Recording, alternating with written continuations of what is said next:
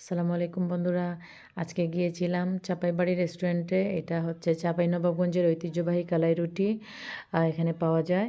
এটা হচ্ছে গাইবান্ধা শহরের পাশেই, মানে শহরের ভিতরেই আর কি, একটু সামনে হাতের ডান দিকে, শহরে ঢুকতে হাতের ডান দিকে পাওয়া যায় এই রেস্টুরেন্টটা। ছোট্ট একটা রেস্টুরেন্ট, এটার সামনে চুলা, রেস্টুরেন্টের সামনেই চুলা, চুলাতে মনে করেন রুটি তৈরি করা হচ্ছে। একজন ভদ্রলোক হাত দিয়ে এটা রুটিটা তৈরি করেন।